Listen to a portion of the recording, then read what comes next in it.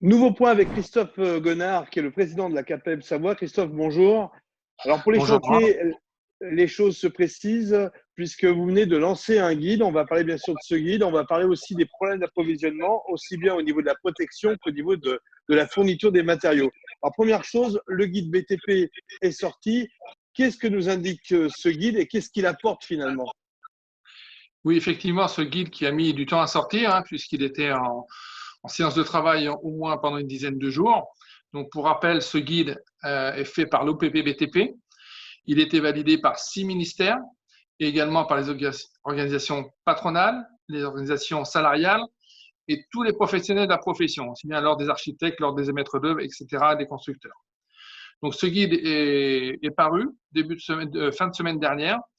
Et là, on a effectivement un document qui nous permet de valider les solutions pour pouvoir travailler dans de bonnes conditions sanitaires en respectant toutes les règles. Alors, pour respecter toutes les règles, il faut d'abord équiper ses salariés avec les équipements de protection individuelle. Vous appelez ça EPI dans votre jargon. Est-ce que vous arrivez à trouver le matos? Alors aujourd'hui, on a deux cas de figure. C'est qu'on a des professionnels qui ont l'habitude d'avoir des EPI type masque, FFP2 ou masque autre. Ceux-ci ont du stock, ils peuvent continuer l'activité. Par contre, des activités type maçonnerie, on utilise beaucoup moins ces masques, qu'on appelle vulgairement masque à poussière ou à cartouche. On doit se fournir auprès de nos fournisseurs. Et là, c'est effectivement un peu le parcours de combattant, puisque nos fournisseurs ont des stocks qui sont à zéro. Les réapprovisionnements qui étaient jusqu'à hier, on va dire, non autorisés, puisque réservés au personnel soignant. Aujourd'hui, on peut le dire, et on peut le dire en Savoie, il n'y a pas de lacune sur les approvisionnements des masques pour les centres médicaux, hôpitaux de Savoie. Donc, nos fournisseurs peuvent s'approvisionner. Ceci étant dit, l'approvisionnement vient essentiellement de Chine, d'une part, et la distribution se fait de façon aléatoire. Il y a eu de la part de nos distributeurs de matériaux des commandes, des précommandes qui ont été validées. Seulement aujourd'hui, on n'a encore pas les livraisons qui sont faites sur site. Donc, c'est très difficile de trouver ce type de pays pour pouvoir travailler dans ces bonnes conditions. Il faut bien comprendre que pour reprendre un chantier aujourd'hui, il faut bien sûr l'accord de l'entreprise et l'accord du client. Ça se fait vraiment avec des règles qui sont très précises. Oui, ce guide qui a été fait par ces 53 organisations professionnelles est vraiment, on va dire, simple à utiliser. Donc, sachez que notre organisme, la CAPEB et d'autres sont là pour vous aider à mettre en place. Il y a un préambule, c'est déjà prendre connaissance de la santé des salariés, savoir s'ils n'ont pas des symptômes. On a un questionnaire à leur faire remplir. Ensuite, le client ou le maître d'ouvrage doit faire le check-up avec nous d'une checklist, des éléments à tenir compte justement pour protéger les salariés et protéger les intervenants, comme il y a beaucoup de coactivité sur les chantiers, de mettre à disposition des points d'eau quand il y a des bases de vie, où l'entreprise va fournir des bonbonnes d'eau avec du savon liquide ou du gel hydroalcoolique, en plus des équipements qu'on appelle EPI, c'est-à-dire les masques, éventuellement des casques visières et des gants jetables pour se protéger et des gants de chantier également. Voilà. Et ce qui est important, ce guide nous apprend aussi à les utiliser, ces EPI. Parce qu'effectivement, un masque a une durée de vie, on va dire, de 4 heures. Et il faut éviter, je dirais, de se toucher le visage ou d'enlever le masque avec la main face sur le masque. On vient retirer ce masque par les élastiques qui sont sur les oreilles pour éviter toute contamination.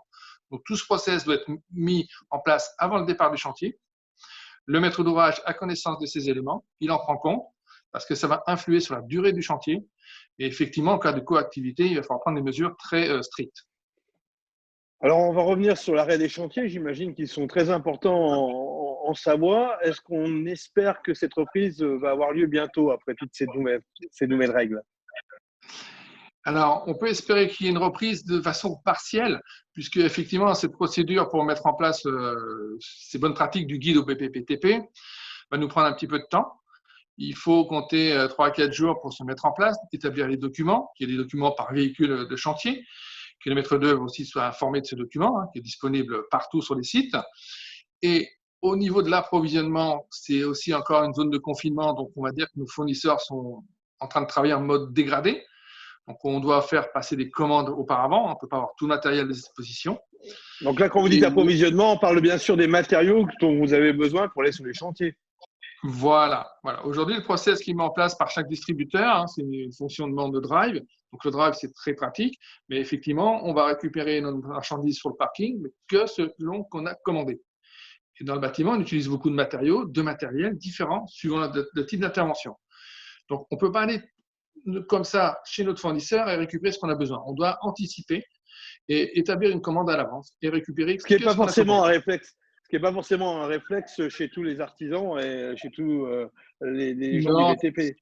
c'est vrai que l'habitude, on a un passage obligé, on va dire, chez nos fournisseurs le matin, qui était aussi des fois un moment convivial de boire le café, discuter des avances, des nouveautés, et de faire le tour, de prendre ce qu'on avait besoin, et des choses qu'on n'a pas forcément pensé en partant de l'atelier, et on passe chez le fournisseur. Là, c'est différent, il faut anticiper. Et le réassort ou le réappro se fera que par une commande par téléphone 24 heures à l'avance ou par email. Donc, effectivement, la mise en route va être progressive.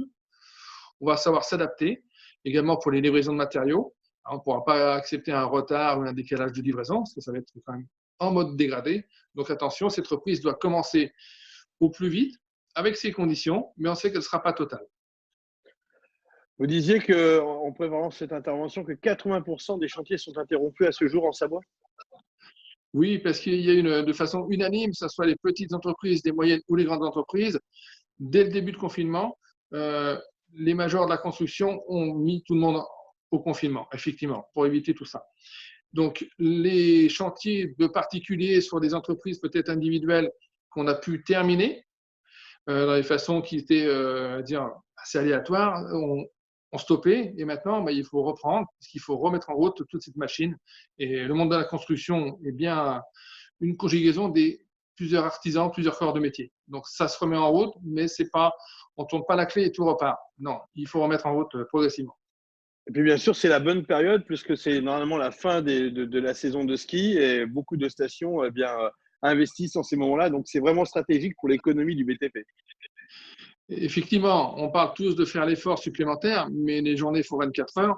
Il y a des retards qu'on ne pourra pas combler. Il faut savoir qu'on est effectivement très impacté par la saisonnalité et sans aucune, comment dire, une précision, Noël est toujours le 25 décembre. Donc, quand on doit démarrer la saison, il faut qu'on puisse démarrer les travaux et on a un délai qui est très court et qui est incompressible. On ne pourra pas livrer des chantiers après Noël. Donc, c'est toujours avant, début décembre, tout le monde doit pouvoir rentrer dans tout ce qui touche à l'activité touristique. Donc, on est lié à cette activité avec un temps qui est plus réduit, malheureusement. Christophe Gonard, merci. À très bientôt sur Savoie News pour parler bien sûr du BTP. Merci à vous.